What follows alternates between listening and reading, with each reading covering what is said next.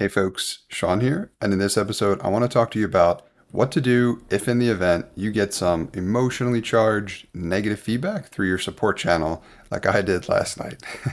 So through my support channel, which for me is email about my podcast product, I got a user who was demanding a refund.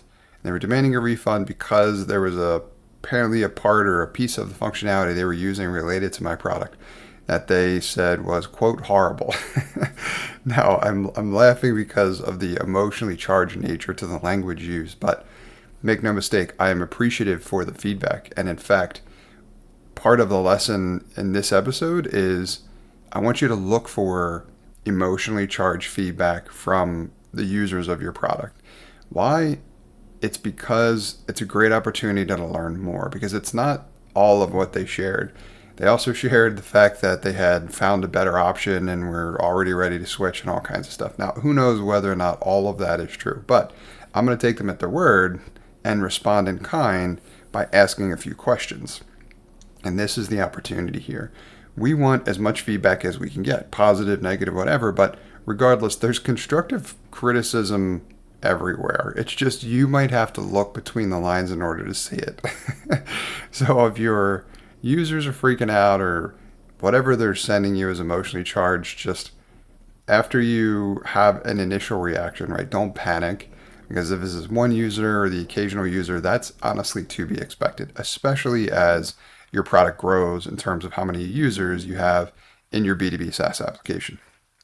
Now, again, after I had my initial reaction, I came up with a list of questions that were areas where I wanted feedback. And then I'm still happy to help, right? Now I've got my policy in terms of refund all laid on my website. It's all fully self-service. But most of the time, all sales are final, unless there's extenuating circumstances, and I may overrule that, right? Which I may do in this case, but in order to do that, I want some real value. I just don't want to be roasted, so to speak, as much as that is entertaining. I want to know more details about why you felt you didn't get value out of whatever it was you used about my product. Why? Because I want to figure out how to make it better. In addition to that, I want to know more about what you were expecting, as in, like, how did we miss the mark? And also good to know would be, what is your use case? Like, share with me more details about why you are even using my product to begin with. Like, what are you looking for? What are you hoping for?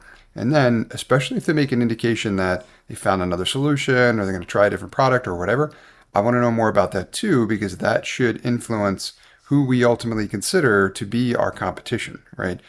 Us as founders and entrepreneurs, we typically have I want to say not as good of an opportunity, or we're worse typically at figuring out what our competition is, because we might find what we consider to be, quote, competitive products via different channels than our actual users would. So most of the time I found, in terms of the companies that I coach and work with, they often have a list of who they think their competition is, but their customer base doesn't really agree with that. So you want to validate that too, and this is a perfect opportunity to do so. So they made some kind of mention of that, and I want to know who that is, and more importantly, why they felt their product was better at whatever piece of functionality they were looking at or they were dissatisfied with when it came to my product. So if and when this happens to you, realize that this is a sign of progress and is typical.